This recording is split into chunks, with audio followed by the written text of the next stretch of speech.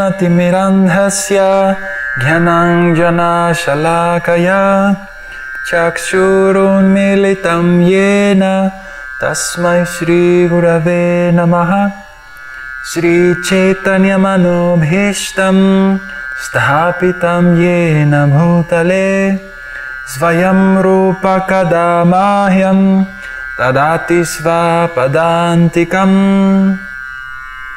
Welcome. Today we're going to study Bhagavad Gita, chapter 18, verse 66. Sarva dharman parityajya mam ekam sharanam vraja aham tvam sarva papebhyo mokshayishyami ma shuchaha. Word by word translation. Sarva dharman, all varieties of religion. Parijajya, abandoning. Mam, unto me. Ekam, only. Sharanam, surrender. Vraja, go. Aham, I. Tvam, you. Sarva, all. Papebhyaha, from sinful reactions. Mokshayishyami, deliver. Ma, not. Shuchaha, worry. Translation. Abandon all varieties of religion and just surrender unto me. I shall deliver you from all sinful reaction. Do not fear. I will read a little bit of the purport. The Lord has described various kinds of knowledge, processes of religion, knowledge of the Supreme Brahman, knowledge of the Super Soul, knowledge of different types of orders and statuses of social life, knowledge of the renounced order of life, knowledge of non-attachment, sense and mind control, meditation, etc. He has described in so many ways different types of religion. Now, in summarizing Bhagavad Gita, the Lord says that Arjuna should give up all the processes that have been explained to him. He should simply surrender to Kṛṣṇa. That surrender will save him from all kinds of sinful reactions, for the Lord personally promises to protect him.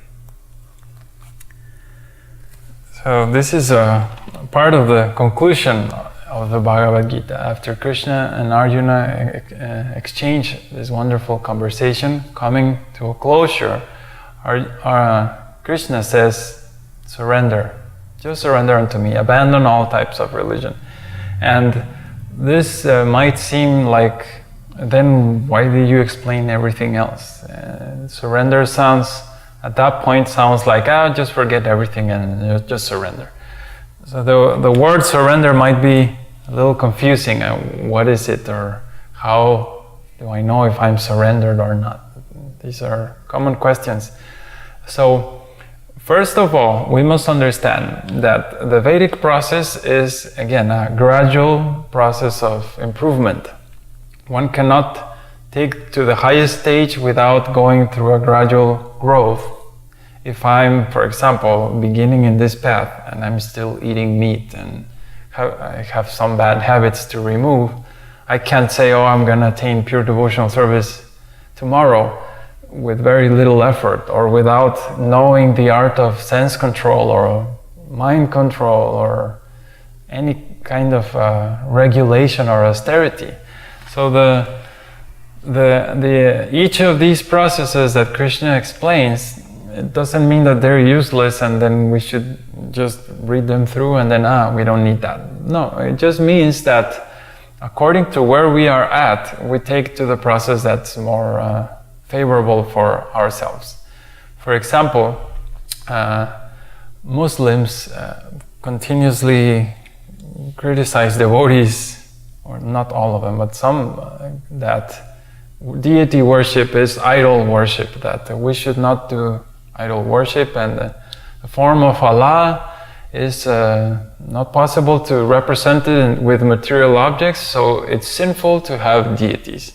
So these arguments, although if one goes to the extreme that says it is exactly the form of God, it's a whole discussion that could develop out of that. In reality, what's happening is that the pure devotee sees the form of God everywhere, and the form of a deity triggers that pure love within him.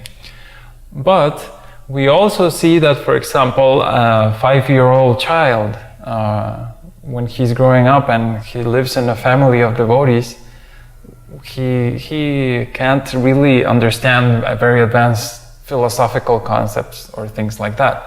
But when he sees the deity form of the Lord, he can very easily relate to him, even in a neophyte way or in a childish way. But there is a very, very strong link, and that boy develops the idea that, oh, there is a God. And when he sees that food is being offered and that there's prayers or songs offered to God, and God is a physical object that the child can relate to, then the child grows with a very strong sense of love and devotion to a person, to a personal God. So you could say, well, no, deity worship is not needed. It's the era of degradation. We are living in the times that anything in the past doesn't work, so only chant the holy name. Well, it's not that easy, because, again, each of these processes, like deity worship, meditation, or other, are required for certain stages according to where you are at. For children, for example, deity worship is a great, great benefit. And in general, for the population who's not like celibate and practicing in a monastery every day, dedicating their life to God, to have a little deity at home is also very helpful, because it helps them to remind that God is there. In India, for example, every house has a little room, I don't know, 3 meters, no less, maybe 2 meters, or a small square room, a rectangular room where it has little doors, and it's designed since the house was built specifically for the purpose of puja or worship to God. So this is very common in India. In the West, for example, there's nothing like that. The houses are just meant for enjoyment. So again, the process like deity worship is something that is very useful. So once we understand all these gradual processes, and we understand, for example, the 3 modes of material nature, I must be situated in the mode of goodness, stop eating meat and having illicit sex, intoxicating myself with alcohol, etc. Once we do perform these practices and we're in a more advanced stage, then we start to experience that these regulations or these processes are not so useful. Things like yoga, for example, might help control the breathing and to relax. But if you are happy and you're engaged in serving God every day, then that's a state of mind that's already there. So the need to do all these processes is reduced, is not really necessary. Now, the actual process of surrender to Kṛṣṇa, as he says here, just abandon all types of religion and surrender unto me, is actually the highest, or the state in which all devotees want to attain. When one is beginning, this idea of just surrender unto me is just not conceivable, because how can I say it? The idea of surrender to someone, especially to God, is a concept that's very far away, especially for Western mind. We see, for example, a child as a baby is born, he has no option because he can't do anything for himself. So the only thing he can do is really cry, I want food, I want this, I want that. And it's a position of defenselessness. I can't really do anything for myself, and I only depend on what my mother does. So this state of mind is very similar to that of a devotee. When a devotee reaches a more mature stage, he understands that if he only dedicates everything that he has and everything that he does in service of the Lord, in loving service of Kṛṣṇa, then he will achieve a very similar state of that of a baby, that he doesn't have to worry about money or how am I going to maintain myself or how my future or my plans and all these things. Instead, one just simply completely, fully trusts Kṛṣṇa, that he will take care of everything. And Kṛṣṇa even goes a little bit farther away from that, or not farther away, deeper into that statement, and he says, do not fear. Even if you have sins, do not fear. Like any Westerner, for example, if we've been used to eating meat or having unregulated life, then if we could see our bank account of simple activities, it would just directly go to hell.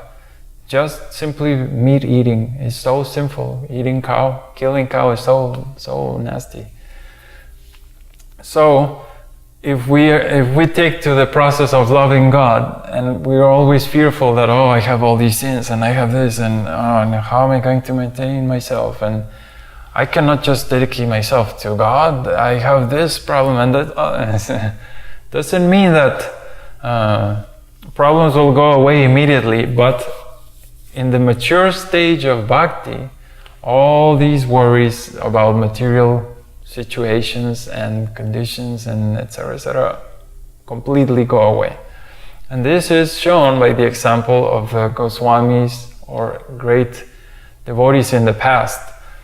The actual path in which they take to this most mature stage is when they renounce everything, that they're used to having a kingdom. There's so many pastimes in Srimad Bhagavatam. They are used to having kingdom, money, wives, all kinds of opulence, and the Goswamis also, they were great persons of the government, and they had a huge amount of resources. So they demonstrate this verse by their own example. They renounced all their possessions. They take to very simple cloth, very simple dress, and they just immerse themselves in chanting the holy name. And not only that, their subsistence or way maintaining themselves is by begging. They just go from house to house and beg a little bit of food, and that's it. That's their life. Very, very simple. It's a mature state of bhakti. I cannot say anyone who starts this process in a year will reach that stage. It's not an artificial thing. So we must understand, have a big picture of the whole process. It doesn't mean either that if I don't become a beggar, then I'm not advanced. Bhakti is a very complicated science, and it's all about love. So the actual way that we know how surrendered we are to Kṛṣṇa is because we can experience his reciprocation. If I'm doing a little bit of activity for Kṛṣṇa, I will experience a little bit of pleasure in which he's reciprocating. For example, when I start offering food, I can see that, wow, the food tastes so much better. It's prasadam. It's very, very tasteful. The same food I used to eat, or similar to what I ate before, but now it tastes 10 times better. How is that possible? This is because we surrender a little bit, and then Kṛṣṇa reciprocates much more than that. So as we develop this idea of doing everything for Kṛṣṇa, we get more and more feelings of reciprocation of love. When the reciprocation or the exchange of love increases in intensity, then we start to experience the stage of bhava. This is a more advanced stage of love, or preliminary pure love of Godhead. And then we experience prema, or pure love of Godhead in its most rich form. In the state of prema, love is so intense, love of God is so intense that anything that happens in the world is almost like something that's far away, like when someone is drunk, that they can't really tell if it's day or night, and they're like, where's my keys? And they can't really make sense of what's going on around them. In a very similar way, the state of prema is like that for a pure devotee. Pure devotee, for example, doesn't make any distinction that, oh, you're advanced, or you're fallen, you're a demon, or you're this or that. That's just necessary for preaching, for helping others. Like, you're in this stage, you should make progress through that other stage and take one step further. But for the pure devotee, everyone is already engaged in the path of devotional service, directly or indirectly. So their whole mood and their whole attitude towards the external world is just totally different. And that's the goal. That's where we aim to be as devotees, in that state of mind of prema, pure love of God. So let me read a little bit more of what Prabhupada has to say.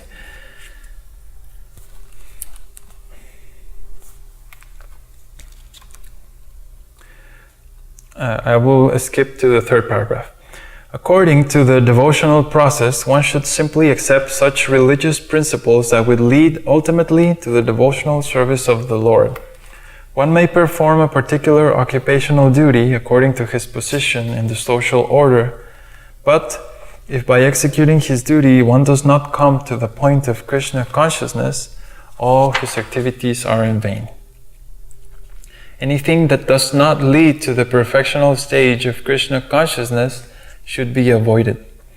One should be confident that in all circumstances, Kṛṣṇa will protect him from all difficulties. There is no need of thinking how one should keep the body and soul together. Kṛṣṇa will see to that. One should always think himself helpless and should consider Kṛṣṇa the only basis for his progress in life.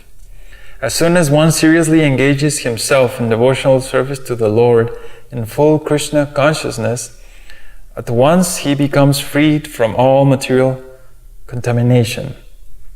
There are different processes of religion and purificatory process by cultivation of knowledge, meditation, in the mystic yoga system, etc. But one who surrenders unto Kṛṣṇa does not have to execute so many methods. That simple surrender unto Kṛṣṇa will save him from unnecessarily wasting time. One can thus make all progress at once and be freed from all sinful reaction. Wow. Prabhupada continues, one should be attracted by the beautiful vision of Kṛṣṇa. His name is Kṛṣṇa because he is all attractive. One who becomes attracted by the beautiful, all-powerful, omnipotent vision of Kṛṣṇa is fortunate. And then he continues like that.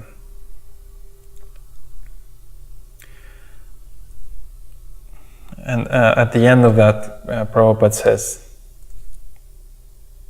the particular words used here, ma shuchaha, don't fear, don't hesitate, don't worry, are very significant. One may be perplexed as to how one can give up all kinds of religious forms and simply surrender unto Kṛṣṇa, but such worry is useless.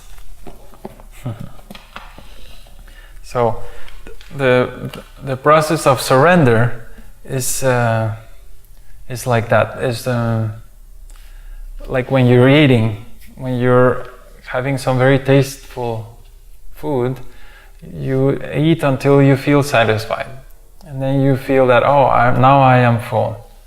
So there's no question of somebody telling you, oh, you're not full, or you should eat more because you're not full, because they don't know. You're the one who's feeling that.